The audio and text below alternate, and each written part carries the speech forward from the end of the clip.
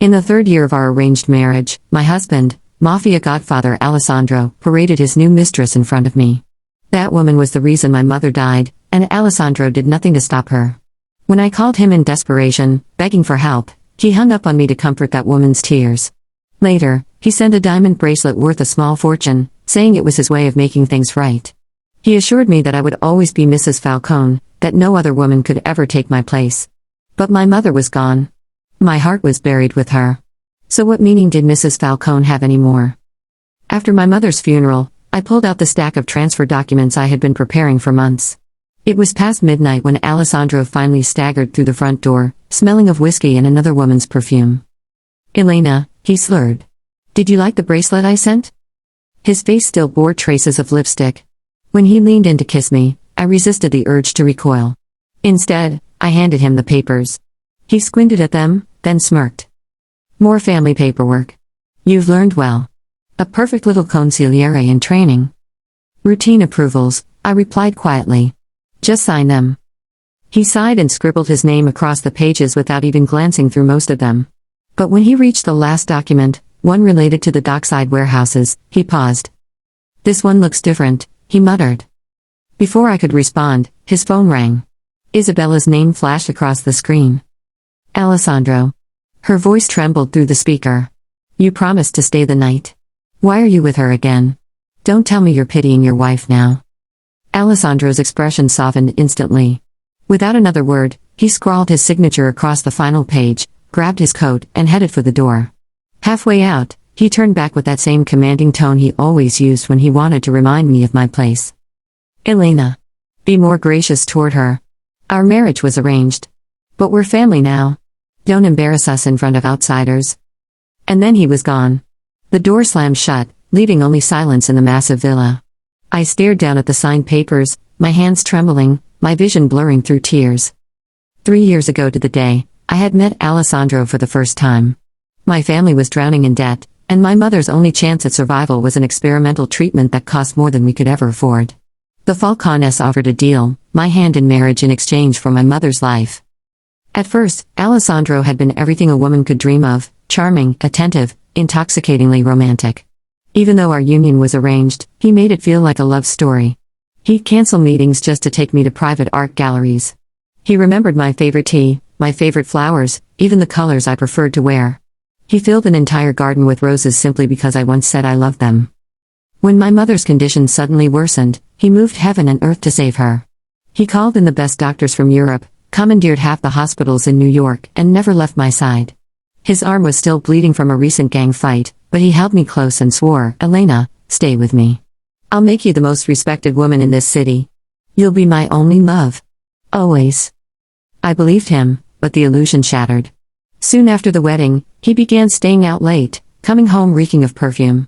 When I confronted him, he drowned my anger with diamonds and apologies. When I threatened to leave with my mother, he coldly reminded me who controlled her medical treatment. Every promise he'd made turned into another chain around my neck. Eventually, he stopped pretending altogether. He gave me a limitless black card and, in that calm, patronizing voice, said, "Elena, I do love you. But a man like me can't belong to just one woman. You're my wife, my family's matriarch. The rest are just for fun." For 3 long years, I watched one mistress replace another. Except Isabella. She lasted longer than the rest, and for her, Alessandro broke every rule he had ever set. By the time my mother died, whatever warmth had been left in me was gone. I didn't need to endure him anymore. Once the 30-day asset transfer went through, Alessandro Falcone would lose far more than a wife. He could have his women and his hollow empire. I was taking back my freedom. Over 10 days passed without a single word from Alessandro. I remained in the villa, going through my mother's belongings, arranging her ashes at the church columbarium. Meanwhile, he was in Miami, indulging in shopping sprees, late-night drinks, and sunrises with Isabella. Not once had he sent me a message. Isabella, on the other hand, made sure I knew exactly where I stood. Using a new number every day, she sent photos of herself with Alessandro, flaunting their closeness and gloating over his attention. All the care and affection I had once longed for, he now lavished on her. After blocking her number for the 17th time, Alessandro finally returned home. He strolled in casually, holding a bouquet of slightly wilted roses, as if he had been away on a brief business trip. "Elena, I'm exhausted. Tell the kitchen to make me something to eat, he said, completely indifferent to the perfume clinging to his clothes or the fresh hickey on his neck. When I didn't respond immediately, he frowned, still focused on Isabella. It was just a childish prank, he continued. I had to comfort her. You're overreacting. He waved his hand dismissively, adding, I replaced the flowers for you and will have someone replant the rose garden. And as for your mother, I've arranged for the best sanatorium in Switzerland. You don't need to worry. Grief struck sharply. Over half a month had passed and he still didn't know, or perhaps didn't care, that my mother had died. He lied to me so clumsily, trying to smooth over my pain. I forced myself to suppress the ache in my chest, staring at him silently. His head was bent, fingers flying over his phone as he texted Isabella, that same gentle smile on his lips. 3 years. Had he already forgotten everything? Tears slipped down my cheeks. Despite myself, Alessandro glanced up, startled by my expression, and tried to console me. Don't cry, Elena. I'll spend more time at home with you, I promise. But his words barely left his mouth before his phone rang again. Don Falcone, the banquet is starting. Ms. Isabella is waiting for you. It was his consigliere, Marco, calling. Alessandro glanced at me, a flicker of hesitation crossing his features, but he quickly masked it. All right, Elena. I said I'd stay with you, and I won't go back on my word. We'll go together. Get out and clear your head. Before I could object, he practically dragged me into the car. The moment I opened the door, I noticed a small earring belonging to another woman lying on the seat. Alessandro, looking momentarily flustered, tossed it out the window. She's just a kid. She doesn't know any better. You need to be more understanding, he murmured. I didn't rise to the bait. Instead, I calmly took a wet wipe and meticulously cleaned the leather seat. Alessandro froze, instinctively leaning forward to cover a photo of him and Isabella plastered on the dashboard. Tentatively, he asked, You're not angry? There's nothing to be angry about, I said, turning my gaze indifferently toward the window. He didn't understand. The moment his pen touched those documents, he had ceased being my husband. He was a stranger, a target, not even worth my wrath anymore. The drive continued in silence. Alessandro opened his mouth several times but never found the right words. Ever since he had applied the twisted rules of his Mafia code to our marriage, we had lost the ability to converse normally. All that remained were arguments, resentment, and exhaustion. By now, my mother's death had drained every last ounce of strength from me. I simply wanted to endure the remaining days and escape this marriage intact. When we arrived at the banquet, a crowd swarmed us. Immediately, I was shoved aside, my lower back slamming into the sharp edge of the bar. Pain radiated through me, making it hard to stand. Isabella appeared, gliding toward us in a seductive red gown. Alessandro, today is our 6-month anniversary, she purred. I don't want gifts. I just want to borrow your mother's sapphire necklace. Just for a little while. So I can pretend, just for a moment, that I'm your wife. Her performance was flawless, charming, sincere. Even the assembled family members seemed to be swept along. Alessandro stepped forward, pulling her into his arms. I promise, he said. The media, already waiting, flashed cameras, capturing him fastening the necklace around her neck.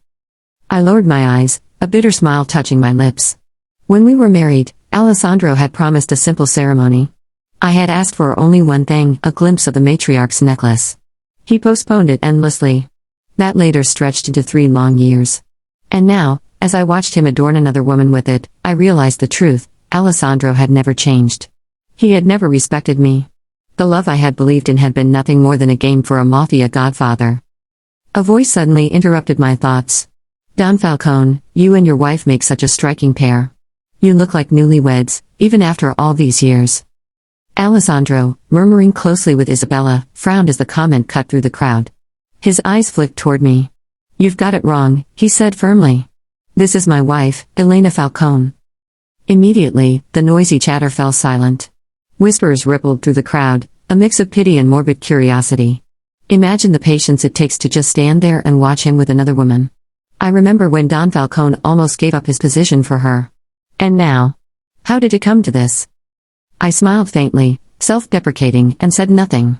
There was no reason to ask why the new had replaced the old. In this world, there were no fairy tales of bad boys turning good, only lies and betrayal. Amid the murmurs, I looked at Alessandro with detached clarity. The necklace suits her well.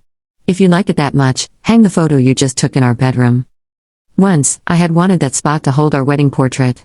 But now my mother was gone, and the villa was ready for its new mistress. Alessandro hesitated, about to follow me, but Isabella clung to him tightly. "Alessandro, you promised me." He paused, then chose her over me. Perhaps feeling guilty, he sent me a text as he comforted her, "I'll come home once she's calmed down. Be good. Have the kitchen prepare risotto and wait for me." The word risotto sent a pang through me. It was a dish from my hometown, one my mother had taught me to cook.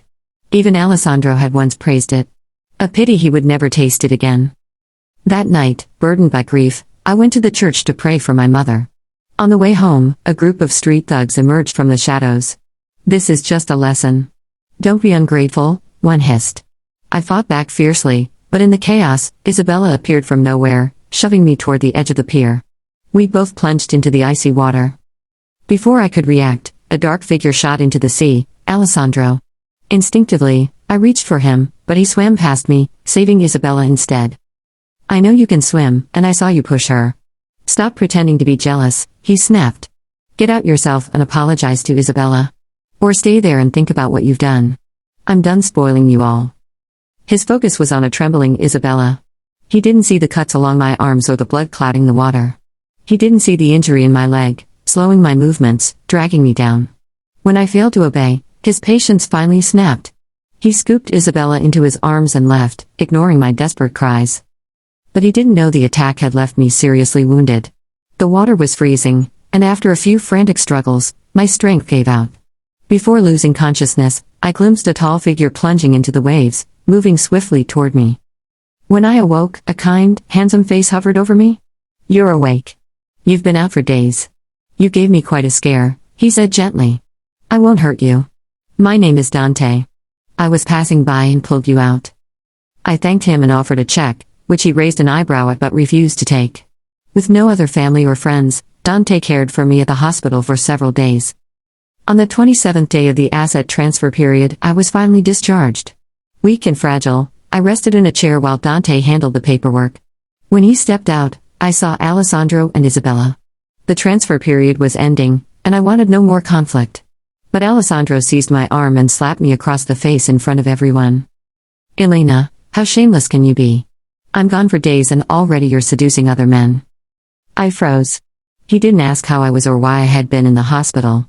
He assumed, condemned, and threatened based on nothing but a glance. His so-called family traditions only applied to him. Isabella linked her arm with his, smug. "Don't be angry, Alessandro. Elena probably just wanted your attention," she cooed. "I don't blame her for the pier incident. You shouldn't get upset and risk your health.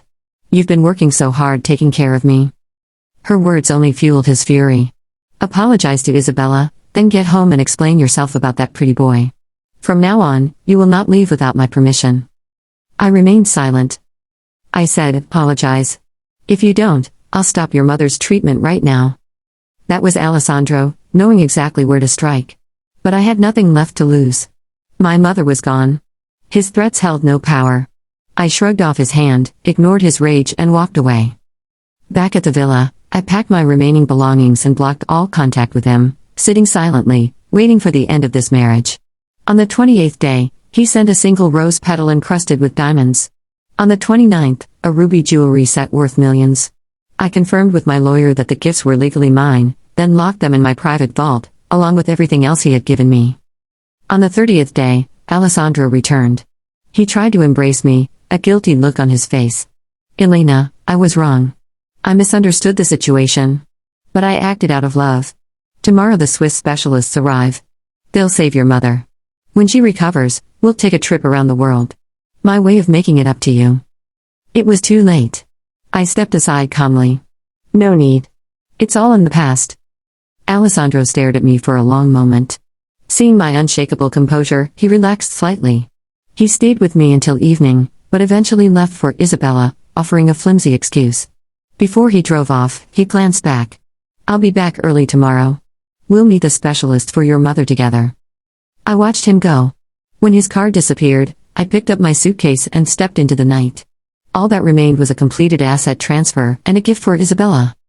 Alessandro was at a high-end club with Isabella. The woman in his arms was a picture of coquettish charm. But for the first time, he felt a profound emptiness. Elena's unnervingly calm eyes when he left had filled him with a strong sense of unease. Over the years, they had argued, they had fought, and once he had even trashed the entire house in a rage. But Elena had always been there when the smoke cleared, waiting, enduring, forgiving. Her anger had been proof that she still cared, that somewhere beneath the damage, something remained. But tonight, there had been nothing. No tears, no pleading. Just that hollow acceptance in her gaze, as if she were looking at a stranger. "Alessandro, are you even listening?" Isabella pouted, running her fingers along his collar. "I said I want to go to Paris next week. You promised we'd." "Not now," he muttered, downing his whiskey in one gulp. Isabella's expression soured. "You've been distracted all night. Is this about her again? When are you going to stop treating me like a mistress and Elena like some kind of saint?" Alessandro's jaw tightened, but before he could respond, Marco burst through the club's private entrance, his face pale. "Don Falcone, we have a problem." Alessandro stood immediately, sensing the urgency. "What is it?" "It's the warehouses. All 7 of them. The transfers went through this morning. They're no longer in your name." Marco's voice dropped to barely a whisper. "Neither are the offshore accounts, the diamond mine shares, or the property holdings in Manhattan and Sicily." The room seemed to tilt. "What the hell are you talking about?" Marco handed him a tablet. Alessandro's eyes scanned the legal documents, his face draining of color with each line. Transfers, signatures, his signatures, dated exactly 30 days ago. The night Elena had handed him those papers. "No," he whispered. "No, she wouldn't." But even as he said it, he knew. Elena's quiet composure over the past month, her lack of resistance, the way she'd stopped fighting him entirely. She hadn't given up. She'd been counting down. "Sir, there's more." Marco hesitated. "Mrs. Falcone withdrew from the villa this evening. The staff said she took only personal belongings. She's gone." Alessandro's phone was already in his hand, dialing Elena's number. It went straight to voicemail. He tried again and again, blocked. For the first time in his life, Alessandro Falcone felt genuine fear. Isabella grabbed his arm. "Alessandro, what's happening? Where are you going?" He shook her off without a word and ran for the exit, leaving her standing alone in the club, the sapphire necklace glittering coldly around her neck. "With the assets I had transferred, I bought a beachfront villa on the West Coast. A love that once felt spectacular had devolved into a transactional mess of cash and heartache. Fortunately, the money was enough for me to live out the rest of my life in peace." On the day I moved in, I unexpectedly ran into Dante. He came forward and took my heavy suitcase. "What a coincidence. You live here too?" "I'm right next door. I kept hearing a beautiful woman was moving in, but I never imagined it would be you." I hadn't expected to see him either, and I was both surprised and happy. Remembering how I'd left the hospital without a word, I explained myself, a little embarrassed. After listening, he muttered, "Cursed bastard," under his breath, then looked at me with a serious expression. "You'll have my protection from now on. If your ex-husband ever dares to harass you again, just tell me. I'll make sure he doesn't get away with it." "Thank you." I looked up at Dante, genuinely grateful for the kindness of this stranger who had become an unexpected anchor in my storm.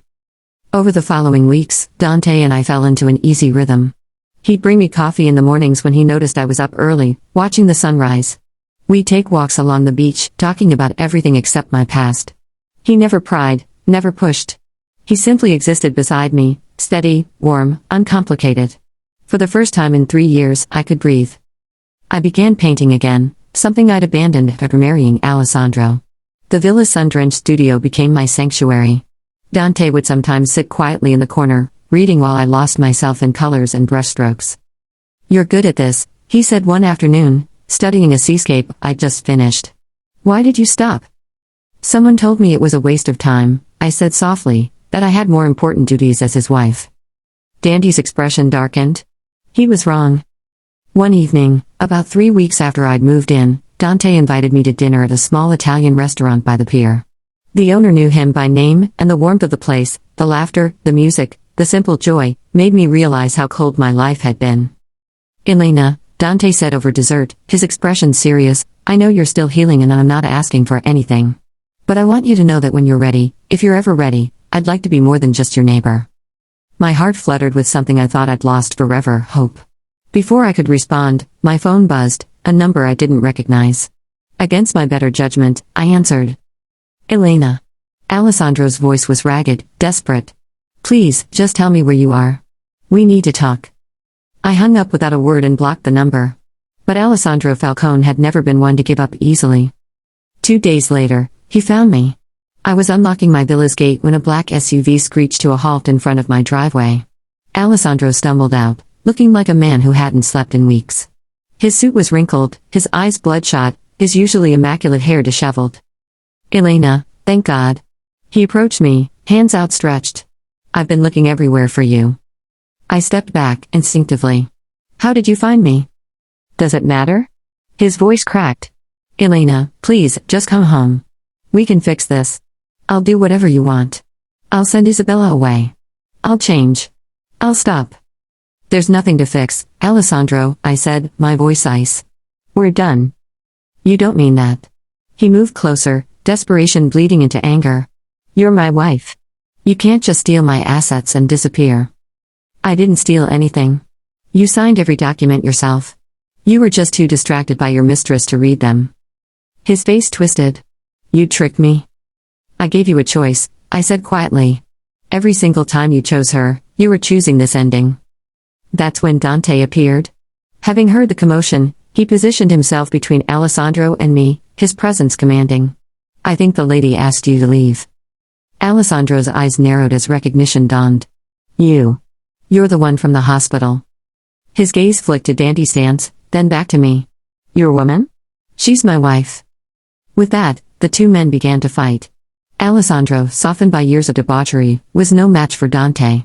Clearly in his prime, Dante knocked him to the ground in a matter of seconds. I looked at Dante's scraped knuckles, concern shooting through me as I took out a bandage for his hand. Humiliated, Alessandro stared at me, eyes blazing with denial as he roared, almost hysterical, "How are you two so close? When did this start, Elena? You were cheating on me all along. After everything I've given you, how could you do this to me?" Before I could speak, Dante answered for me. He looked down at Alessandro on the ground, a mocking smile on his face. "Watch your mouth, Don Falcone. Cheating? Don't you have any code besides infidelity?" His voice dropped dangerously. "I met Elena after you abandoned her in the water and left her to drown. So if anyone has a right to be self-righteous, it isn't you." Alessandro flinched as if struck. "I didn't, she could swim, I thought." "You thought wrong," I said, finally finding my voice.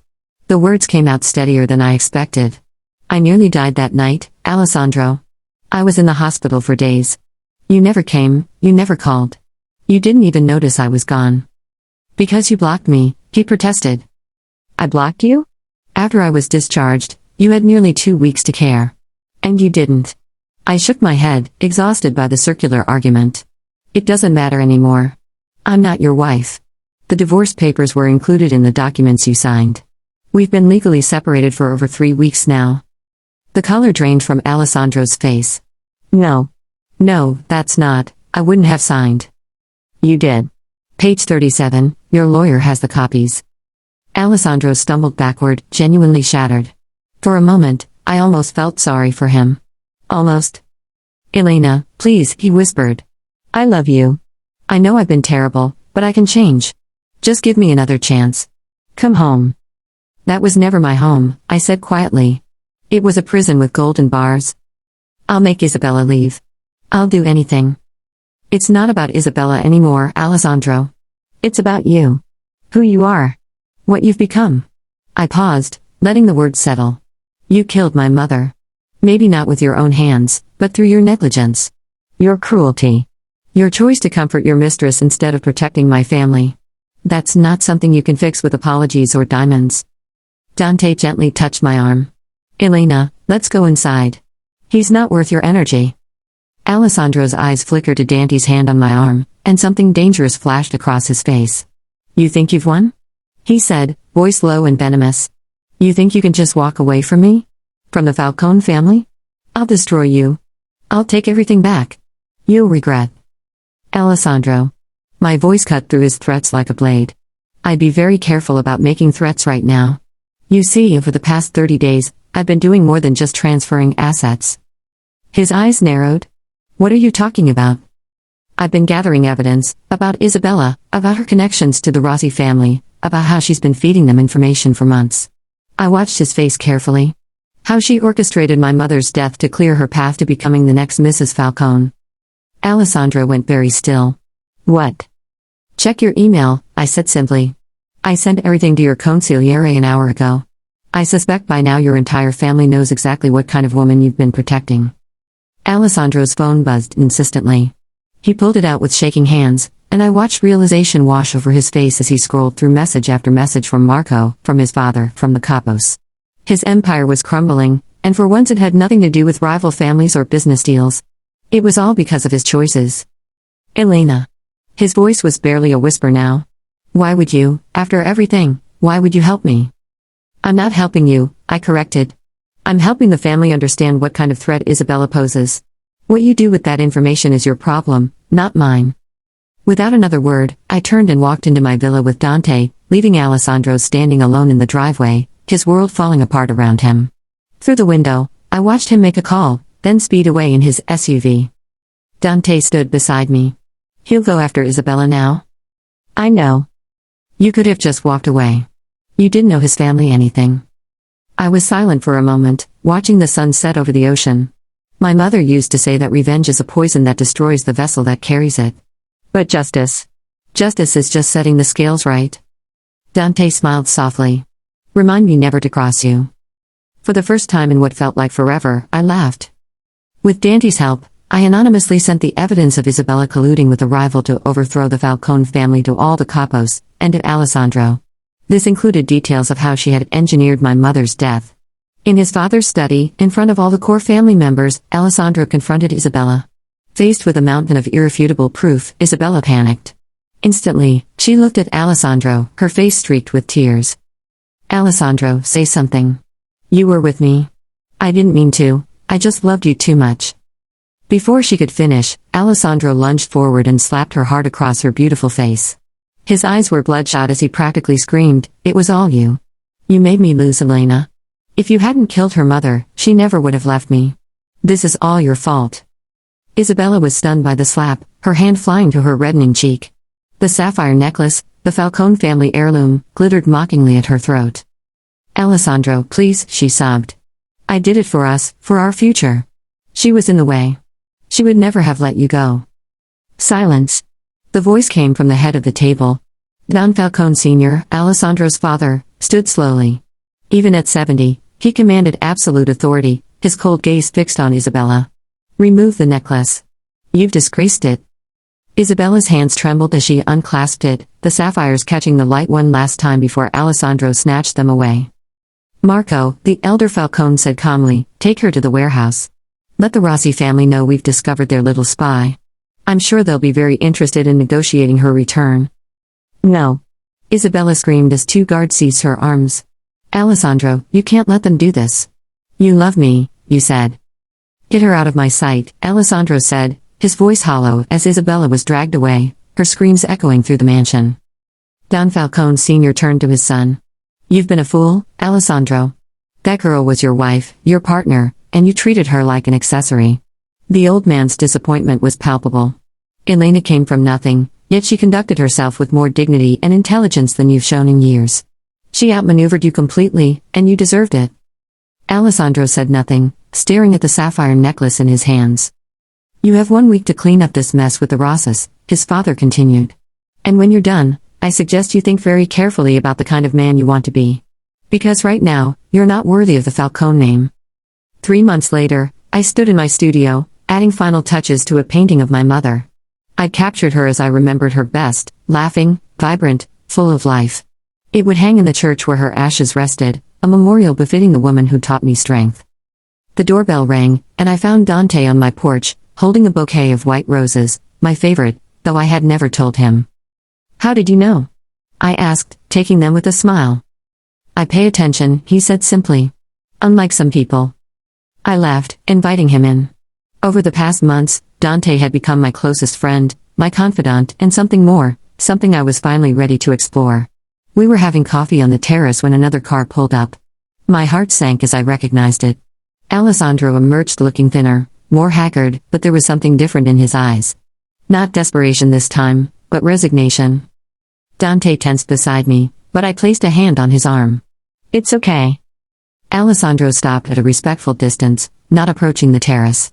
He held a small wooden box. "I'm not here to beg," he said quietly, or to ask for anything. I just came to return this. He opened the box.